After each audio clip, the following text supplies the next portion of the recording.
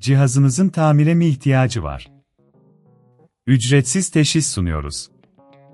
Kapınıza kadar alıyor ve teslim ediyoruz, telefon veya seyahat gerekmez. Tamir öncesi size fiyat teklifi gönderiyoruz ve sadece onayladıktan sonra devam ediyoruz. Kolay, şeffaf ve profesyonel. Link açıklamada. Dyson V8'inizi temizlemeye ve bakım yapmaya başlamadan önce, gerekli aletleri hazırlayalım.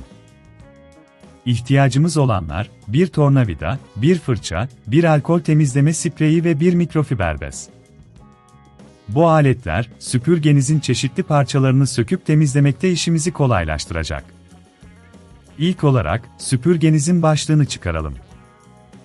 Bunun için tornavidayı kullanarak başlığın altındaki vidaları gevşetin. Vidaları dikkatlice çıkarın ve başlığı ayırın. O aşamada, başlığın iç kısmında biriken toz ve kirleri göreceksiniz. Başlığı temizlemenin yanı sıra, başlıkta bulunan fırçayı da kontrol etmelisiniz. Eğer fırçanın etrafında saç veya iplik varsa, bunları bir fırça yardımıyla temizleyin. Şimdi, Dyson V8'in ana gövdesine geçelim. Ana gövdenin üst kısmını açarak filtreye ulaşalım. Filtrenin temizlenmesi oldukça önemlidir, çünkü bu, süpürgenizin emiş gücünü etkiler. Filtreyi çıkarın ve su altında durulayarak temizleyin. Burada dikkat etmeniz gereken, filtreyi temizlerken sabun veya kimyasal kullanmamanızdır. Filtre tamamen kuruduktan sonra yerine takmayı unutmayın. Eğer bunun çok zor olduğunu düşünüyorsanız, evden alın ve teslimat hizmeti sunduğumuzu unutmayın. Böylece, süpürgenizi rahatça bizimle gönderebilir ve profesyonel yardım alabilirsiniz. Şimdi, süpürgenin iç kısmına geçelim.